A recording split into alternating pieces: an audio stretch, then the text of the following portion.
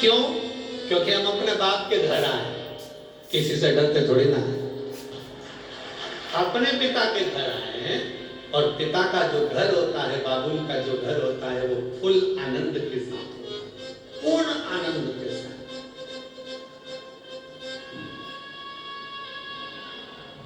अभी जाते जाते हमने गंगा जी के घाट पर मणिकर्णिका पे देखा, दो मुर्दे, दो अर्थियां बंदी बंधाई रखी थी। एक गंगा जी के जल से कोई स्नान वगैरह करा रहे थे, दो एक्स्ट्रा रखी हुई ऐसे बढ़िया कपड़े वपड़े ओढ़ के अर्थियां पड़ी हैं और मुर्दे आराम से सो रहे हैं। हमारे मन में आया, हमने तुरंत आशीष को बुलाकर इशारा कर कर कहा, देखो कितने बाप के घर में कितने चैन से सो रहा है। इतनी चैन की नींद कहीं नहीं आ सकती। गंगा जी का किनारा, ठंडी हवा चल रही, पानी से गंगा मैया से स्नान कर कर आए, बैठे अलमस्त होकर, मेला ठेला थोड़ा सा घुमा और अपनी अलमस्ती में बैठ गए, आनंद किया, पाया, बैठे, समझ।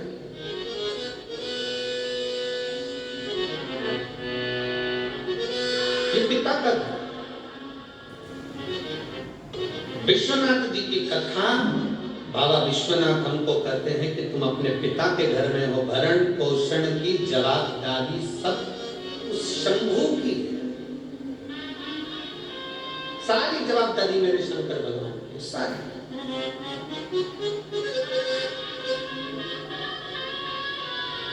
कितना सुंदर कहा है, माता के गर्भ में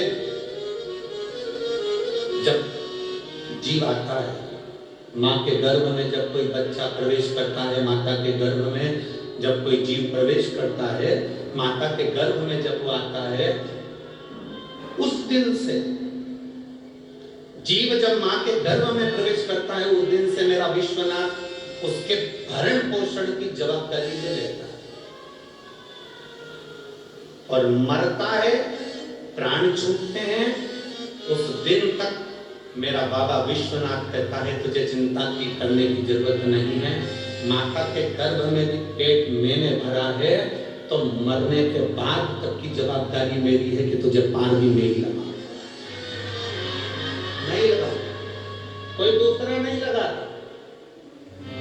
भारत की भूमि एक ऐसी भूमि है, सभ्यता की भूमि, संस्कृति की भूमि, संस्कारों की भूमि, सनातन धर्म की ये धरा भारत की भूमि एक ऐसी भूमि है जिस भारत की भूमि पर व्यक्ति कहीं पर भी मरे पर उसके नाम के आगे स्वर्गवासी लिखा था है। स्वर्गवासी कहीं पर भी मरे, क्योंकि भारत की भूमि पर मरने के लिए, भारत की भूमि पर मरने के लिए तो विदेशी भी तरसते हैं कि हमारे प्राण अगर छूटे तो भारत की भूमि पर छूटे। और भारत की भूमि में भी अगर कोई इच्छा रखता है कि मेरे प्राण कहीं छूटे तो वो गंगा का घाट हो और काशी की पवित्र भूमि हो, वहां बोल बम का नारा है, सारी समस्या का हल। अंतिम बिंदु यहाँ सोच कर आता है कि मेरे प्राण छूटे तो विश्वनाथ की धरा पर छूटे, मेरे प्राण जाए तो हम गंगा के घाट पर जाए, मेरे प्राण जाए। अरे सीधा सीधा चरित्र देखिए, शिव महापुराण का महत्तम उठाकर देखिए। बिंदु की धर्म पत्नी चंचुला, बिंदु का प्रेत योनि में पड़ गया, बिंदु प्रेत योनि में पड़ने के बाद भटकता रहा चंचुला, कभी भगवान शंकर को नहीं मानती थी, कभी शिवालय नहीं गई, कभी शंकर का मंदिर नहीं गई, कभी शंकर की स्तुति नहीं करी, कभी शंकर भगवान को एक लोटा जल नहीं चढ़ाया, कभी उसने शंकर की आराधना नहीं करी, कभी शिव के धाम चंचुला देवी नहीं गई। पर गांव के लोग बैलगाड़ी तैयार कर गांव के लोग काशी जा रहे थे। चंचुला के मन में आया मेरे पति को मुक्ति नहीं मिली क्योंकि वो पानी में डूबकर मर गए।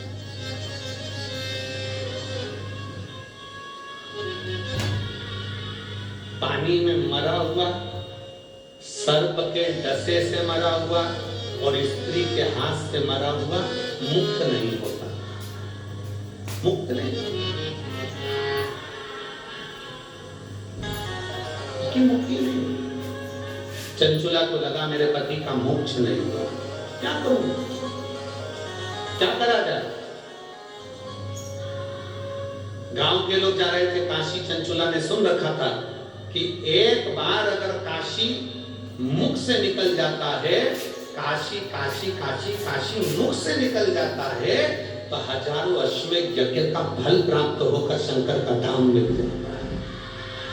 जब केवल काशी का नाम मुख से निकला तो अश्वमेध यज्ञ का फल प्राप्त हो गया, काशी का नाम मुख से निकला तो स्वयं भगवान शंकर का स्थान प्राप्त हो गया। तो क्यों ना मैं एक बार काशी चले जाऊं तो मेरे पति को मुक्ति मिल जाए। तो चंचुला देवी बैलगाड़ी में बैठकर सारे गांव वालों के साथ में जाने लगी, पर गांव वालों ने चंचुला देवी को गाड़ी में बिठाया नहीं, क्योंकि ये कभी शिवालय नहीं जाती थी, कभी ये सत्संग नहीं करती थी, कभी ये भजन नहीं करती थी, कभी ये कीर्तन नहीं करती थी, कभी ये मंत्र जाप नहीं करती थी, कभी इसमें शंकर भगवान को एक लोटा जल नहीं चढ़ाया था, कभी।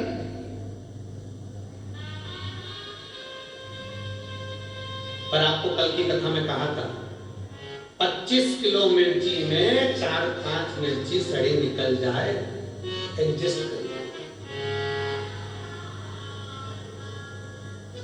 25 किलो आलू में 2-5 आलू बेकार निकल जाए, कोई बात नहीं। 4-5 किलो टमाटर में 2-4 टमाटर बेकार निकल जाए, कोई बात नहीं, उसको स्वीकार करिए। उसी तरह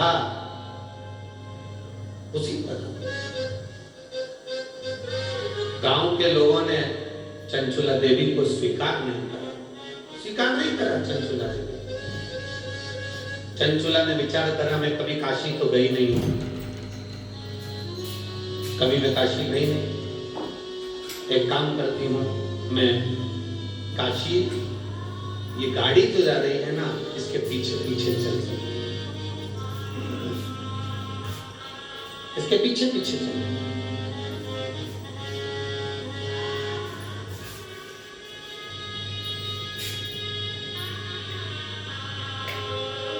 भाव था चंचुला दिल से। कभी शिव को नहीं देखा था चंचुला, कभी शंकर का भजन नहीं करा था चंचुला, कभी शिव की स्तुति नहीं करी थी चंचुला।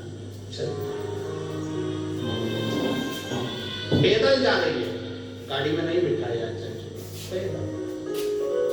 शंकर भगवान मेरे विश्वनाथ, मेरे शंभु जब अपने पास बुलाते हैं ना किसी को, तो उसका पूर्व का सारा पाप पहले काट देते हैं, तब भगवान विश्वनाथ की धरा पर बुला पाते।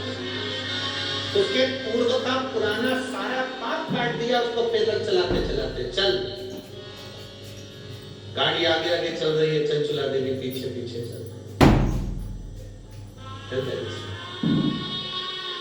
तो कोई जाए जो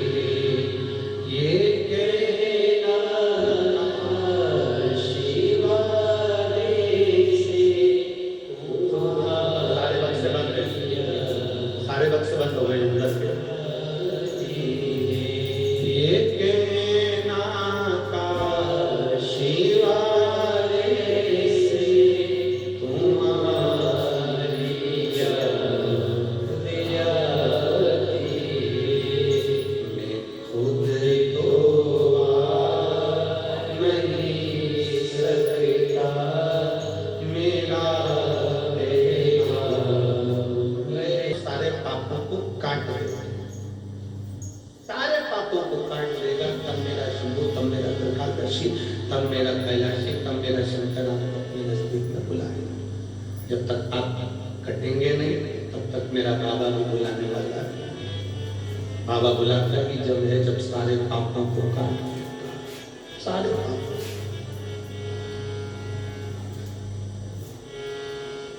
काशी से जाने के बाद घर पे जाकर बड़े खुश होना कि मुझे विश्वनाथ जी ने दर्शन दिया। कब दिया? जब मेरी जिंदगी के सारे पाप कट गए, तब दर्शन।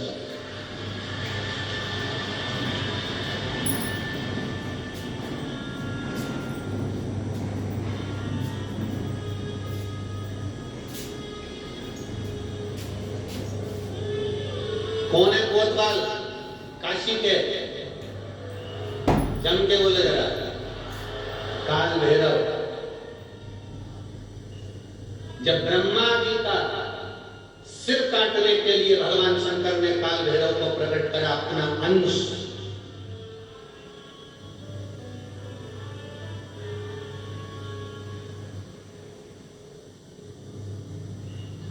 चौसठ योगिनियां नृत्य कर रही हैं।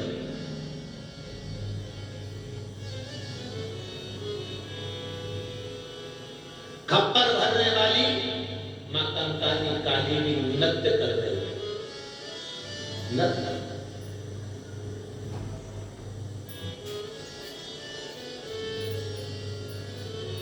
जिस समय पर काल भैरव प्रकट हुए, 64 योगिनियां नृत्य कर रही है, मां कंकाली काली भी नृत्य कर रही है। देवियां सब प्रसन्न है, देवता स्तुत है। और शंकर भगवान मंद मंद मुस्कुराते हुए काल भैरव को प्रकट करते हुए कहते हैं, काल भैरव। काल भैरव पूछता है, मेरे को प्रकट करने का कारण क्या है? क्यों प्रकट किया? किस लिए? किस लिए? आज भैरव अष्टमी की सबको बहुत बहुत बधाई हो। बाबा की बहुत कृपा सब पर। मुझे प्रकट क्यों करा? किसके लिए प्रकट किया?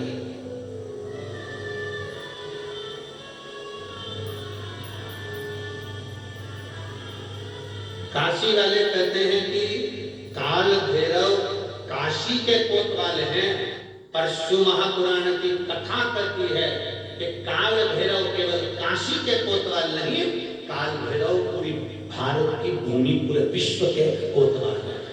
पूरे विश्व के मृत्यु लोक में जो जन्म लेता है, शास्त्र कहता है, हमारे शास्त्र वर्णन करते हैं, ब्रह्मा ब्रह्म लोक में विराजमान है, भगवान विष्णु वैकुंठ लोक में विराजमान है, भगवान शंकर मृत्यु लोक में विराजमान है। भगवान शंकर अपने नेत्र बंद कर कर बैठे रहते हैं। मां सती ने, माता पार्वती ने शंकर भगवान से पूछा था इस काल भैरव को क्या केवल ब्रह्मा जी को मारने के लिए, ब्रह्मा जी का सिर काटने के लिए प्रकट करा? क्या इस काल भैरव को केवल अंधकासुर के वध के लिए प्रकट करा तुमने? क्या इस काल भैरव को केवल दुष्टों के संहार के लिए प्रकट करा आपने? शंकर भगवान कहते हैं, नहीं पार्वती, ब्रह्मा का सिर तो मैं भी काट सकता था, अंधकासुर को तो मैं भी मार सकता था, पर काल भैरव को मैंने इन दुष्टों के संहार के लिए प्रकट नहीं करा है। पार्वती, जब मैं नेत्र बंद कर कर बैठूंगा तब साधना में लीन रहूंगा। मृत्यु लोक से कोई अपने प्राणों को त्याग कर जब जाएगा तो मेरा काल भैरव उसकी हाजिरी बजाता हुआ आगे आगे चलकर बताएगा कि इसने शिव को एक लोटा जल चढ़ाया। मेरा काल भैरव ये बताएगा कि शंकर को एक लोटा जल चढ़ाया, इसकी साक्षी है।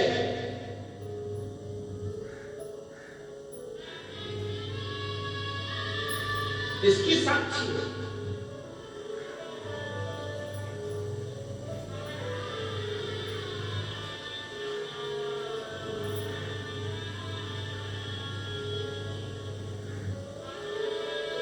लोग डरते हैं, काल भैरव भगवान से डरेंगे, शनि महाराज से डरेंगे, इससे डरेंगे, उससे।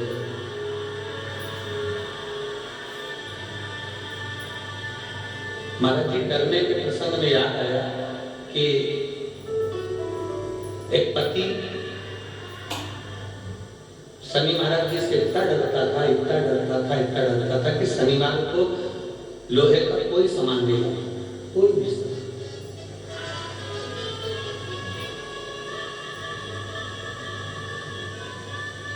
पत्नी पड़ गई बीमार, शनिवार का दिन, डॉक्टर ने कहा कि सुई ले लिया। पति डिप्रेशन में आ गया, शनिवार है, मैं सुई नहीं खरीद सकता क्योंकि लोहे। अब डॉक्टर क्या लेके आओ, नहीं देगा। पत्नी तड़प रही है पर वो सुई ले लेती है क्योंकि आज शनिवार है, मैं लोहा नहीं खरीद। कौन सा शास्त्र कहता है, कौन सा वेद कहता है, कौन सा पुराण कहता है कि हमारे देवता, शिव पुराण में स्पष्ट किया गया है 33 कोटि देवी देवताओं का एक एक क्रम उठाकर देखिए, कोई भी देवी देवता आपको कभी दंड नहीं देता। देवी देवता तो आपको गले से लगाकर आशीर्वाद प्रदान करता है, कोई दंड नहीं। भय उत्पन्न करती है, आज के जमाने में भय उत्पन्न कर,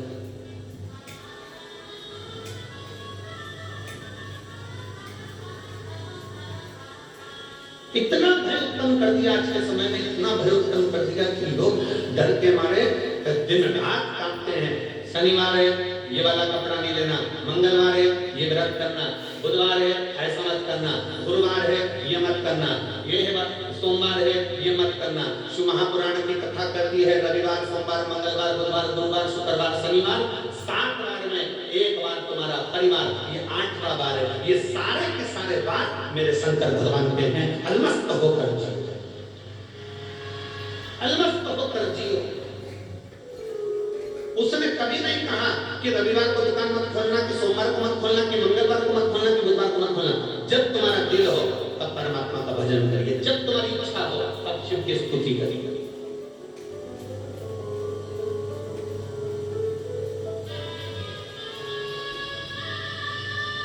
रामकृष्ण परमहंस जी से स्वामी विवेकानंद जी ने पूछ दिया था, गुरुदेव